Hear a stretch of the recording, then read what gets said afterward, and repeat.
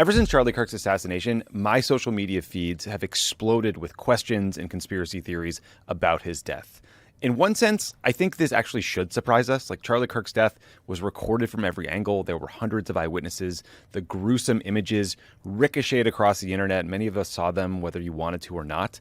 And then the shooter was captured alive. We saw his text messages. The motive seems quite clear. But in practice, the video, the witnesses, the speed of the manhunt, all the data about what happened actually generated more questions as opposed to answering them. Today, I want to explore some of those conspiracy theories and try to unpack what they tell us about the MAGA media world and how it's evolving in anticipation of a post-Trump politics. Our first set of conspiracy theories comes from this person. You don't get to ask those questions. What's wrong with you, Mom? Why are you so scared?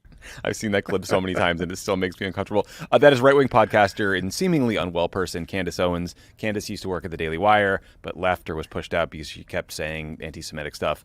As far as I can tell, Candace is the most influential driver of conspiracy theories about Charlie Kirk's assassination. But my guest today might want to fact-check me on this one. His name is Will Sommer. Will writes a must-read newsletter over at the Bulwark called False Flag. He covers the far-right media space better than literally anyone else in the business. Will, it's great to see you. Hey, thanks for having me. I can't get enough of that clip. It's so crazy. Okay, let's watch one more clip from Candace's show, and then I want to ask you about it. I'm going to challenge Turning Point USA executives to issue a very clean statement saying that I am lying if this is not true. About 48 hours before Charlie Kirk died, Charlie informed people at Turning Point, as well as Jewish donors and a rabbi, that he had no choice but to abandon the pro-Israel cause outright. Okay, Charlie was done. He said it explicitly, that he refused to be bullied anymore by the Jewish donors. Can you guys answer? Did he express that? Did he also express that he wanted to bring me, Candace Owens, back because he was standing up for himself? And then did he, just 48 hours later, conveniently catch a bullet to the throat before our onstage reunion could happen? Okay, so the gist of Candace's theory seems to be that Israel killed Charlie Kirk, not to put too fine a point on it. She's also been talking about underground tunnels, some sort of bee-related organization. This element of bringing herself into the narrative seems new to me. But Will, can you explain what her theory of the case is, please? So maybe calling it a theory might be a little ambitious. Mm-hmm. She is very into sort of pointing out the things that I guess are almost like momentarily weird until you think about it for more than half a second. But basically, like, she was very close with Charlie Kirk, at least at some point. She worked for Turning Point USA. They palled around with Kanye West together at one point.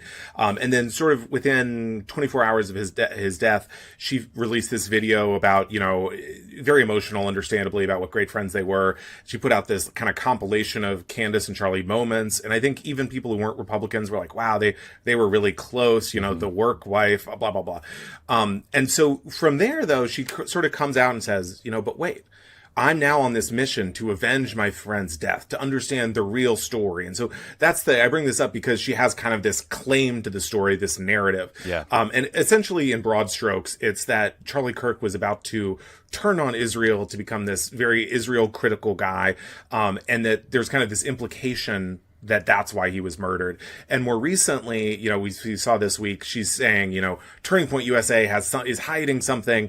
She said it was like he was on the Truman Show, like everyone was lying to Charlie Kirk, and he was almost being like walked to his death or something. Mm-hmm. So she's making all these claims with the idea that there's more to the assassination than we're getting. And in case anyone's listening and wondering, like, why are you guys talking about this, like, clearly kind of mentally ill fringe podcaster? Please know that her episode from 2 weeks ago with the title They're Lying About Charlie Kirk currently has 8.8 million views on YouTube. I took a look at the Apple charts right before we started recording, Will.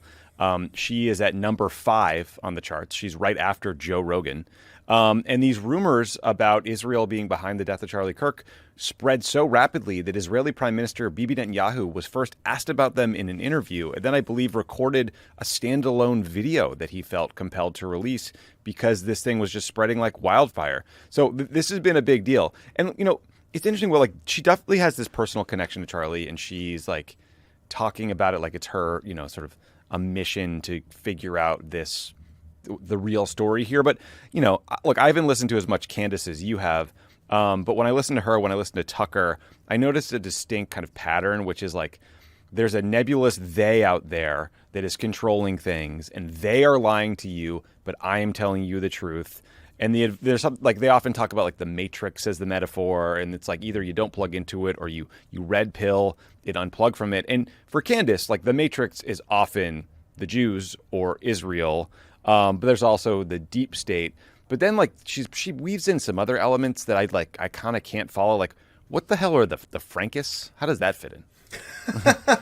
Okay, so Candace's approach to conspiracy theories, she really hit her stride with the idea that Brigitte Macron, the First Lady of France, is trans, and not just trans, but sort of part of a centuries-old transgender cult involving the CIA and, medieval, plots.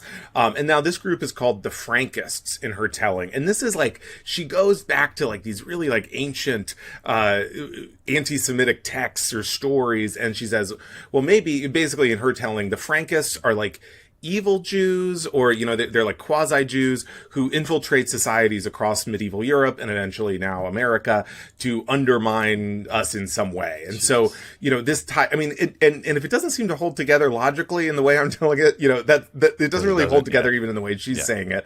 And now obviously the Macrons are suing her over these claims.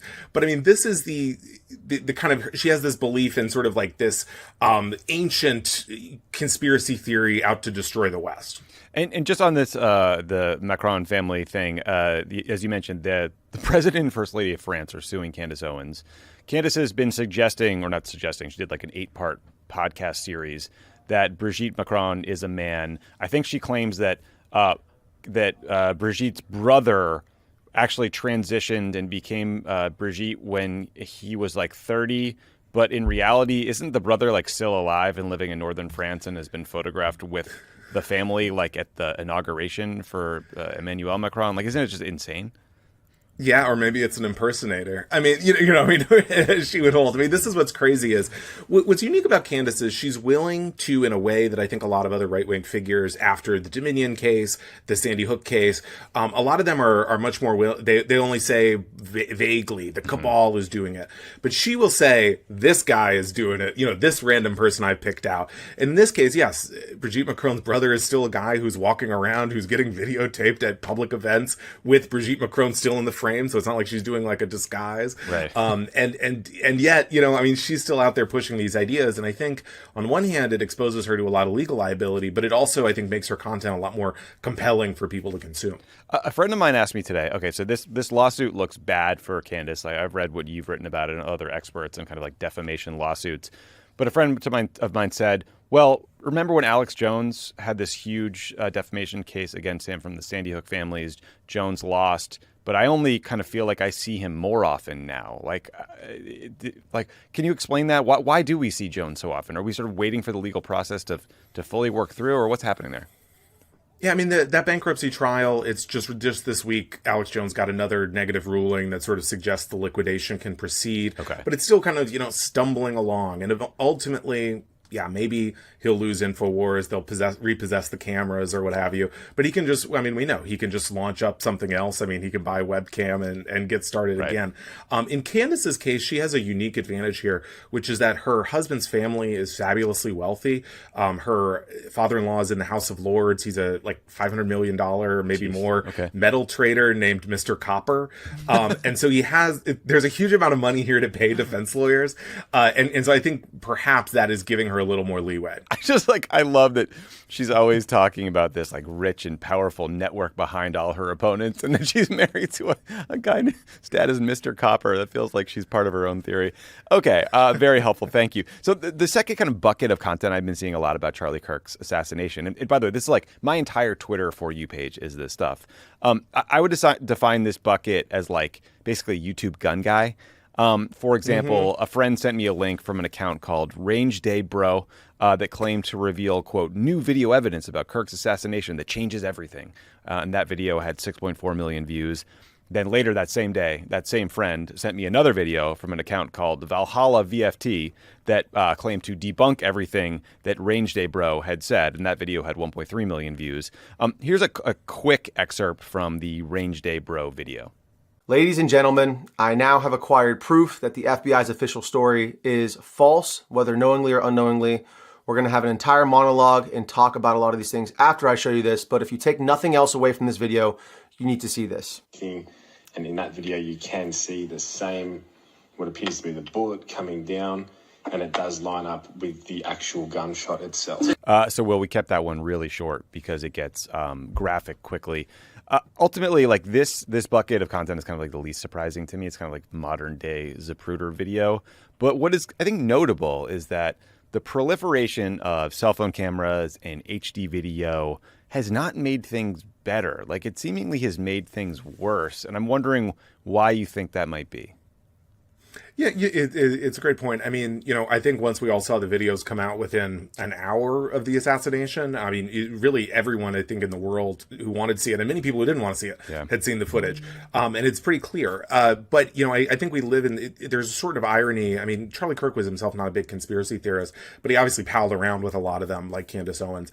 And there's almost this machine that was built up, and then suddenly it's like, okay, well, he's dead. Let's make him grist for this machine, this content conspiracy theory machine. By the way, great merch on Range Day Bro. He's got the abolish the ATF hat.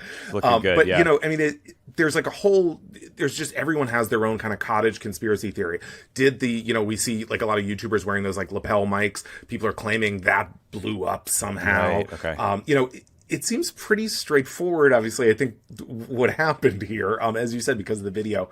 But, I mean, there are so many people who are just saying, there's no way that the real story is what the feds are saying. It's just fascinating. I mean, like, it always strikes me that, I'm sure Range Day Bro, he looks like a Trump fan. I mean, I'm guessing if he's got an abolish the ATF hat, it's probably not a big lib.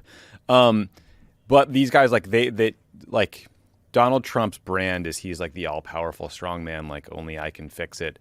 But there is just always a deep state, no matter how many Cash Patels you install into the various sort of like agencies of power behind the scenes, just kind of fooling him all the time. It's a bit discordant if you think about it too hard, and maybe that's the key. Don't think about it too hard.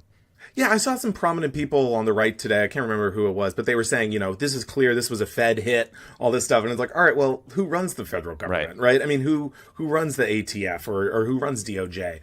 So it's very strange that they, and that's why I think people like Candace, I guess Mormons are really into bee symbology. And so she's looking around and she's saying, all these people in Utah are into bees. Maybe it's a bee cult. They have to sort of invent someone to fixate on if they can't, say it's Trump. Oh, I think you in your reporting mentioned that she had fixated on some Utah Republican politician named Phil Lyman. What's going on there?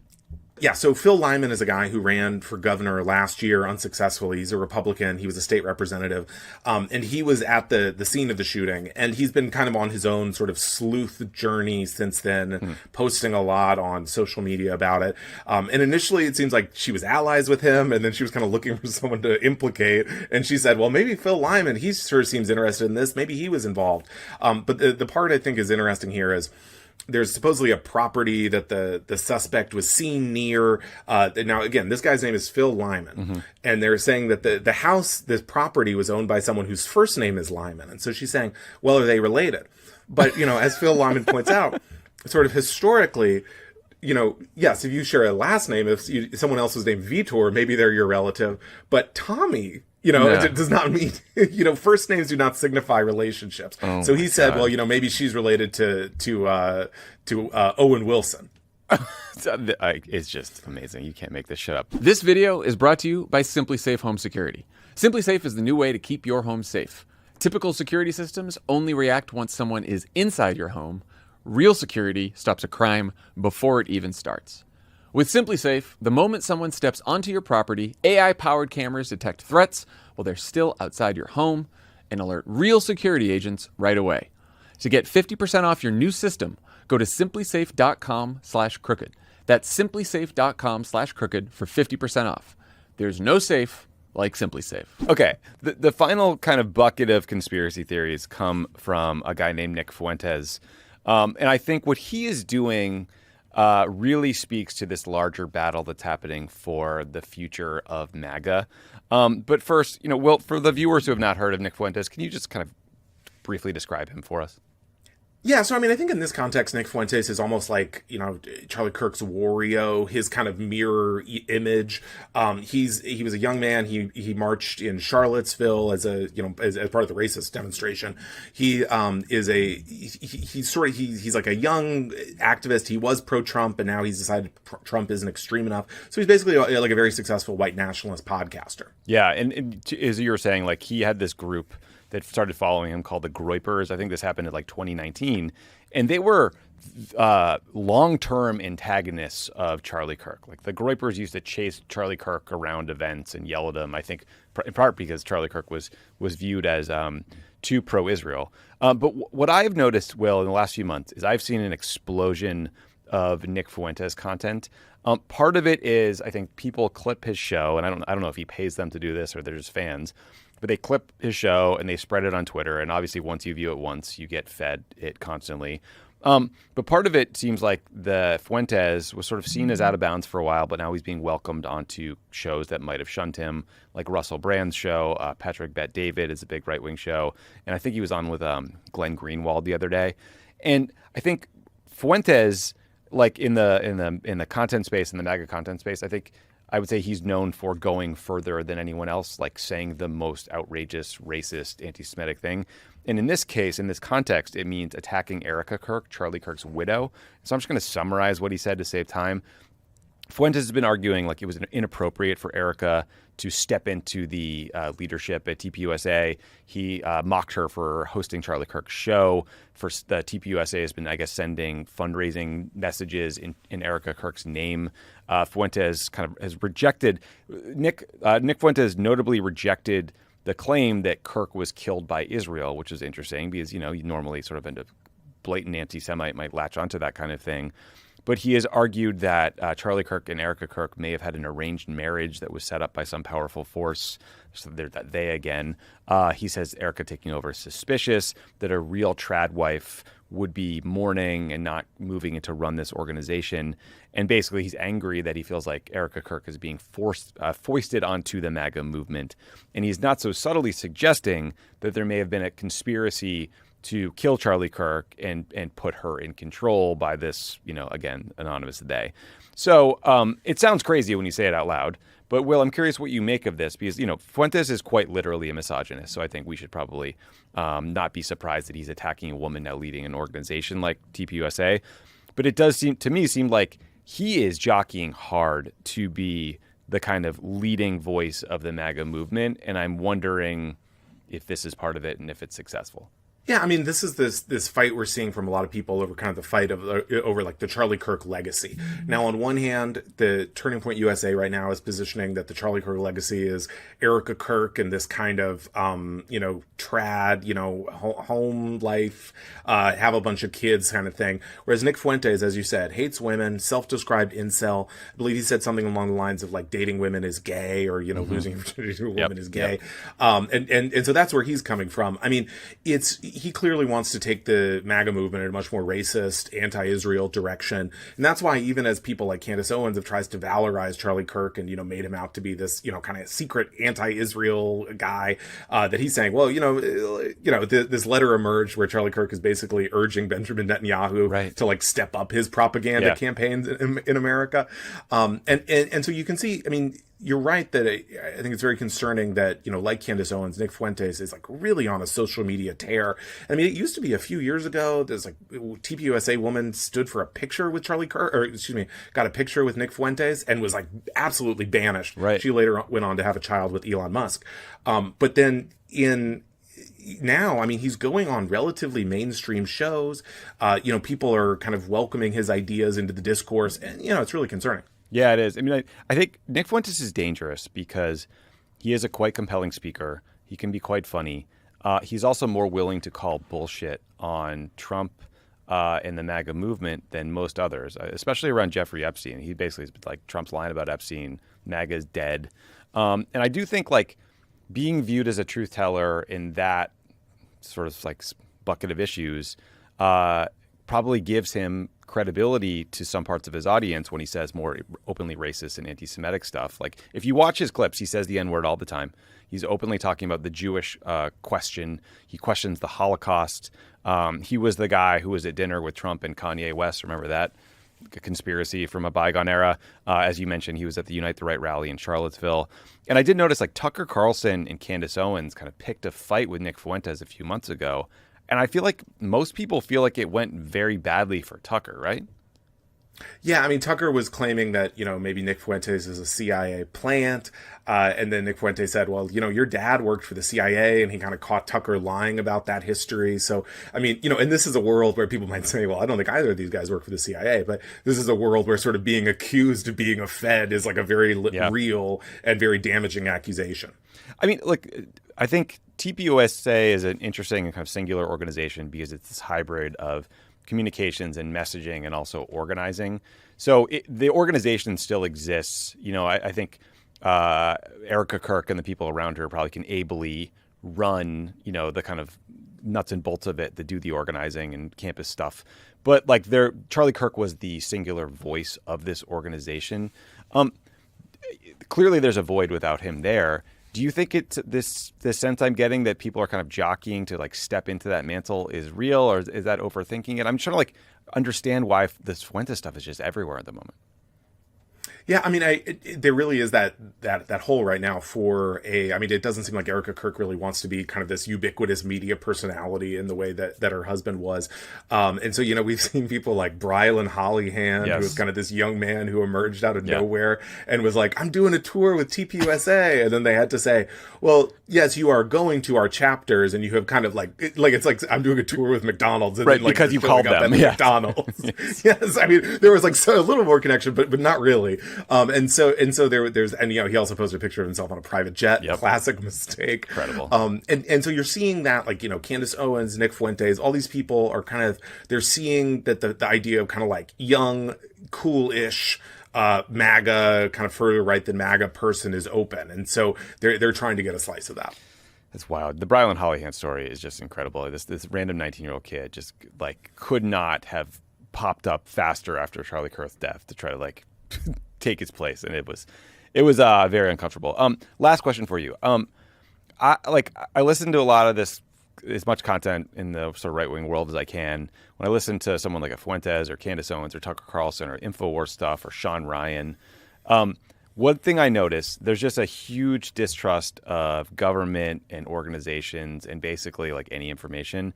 But I also noticed that they're all very religious, and they seem to have faith in religious institutions, which always struck me as a little odd. Are you surprised at all that the distrust these guys have of politics and governments doesn't extend to organized religion? Or maybe I just fundamentally don't understand it.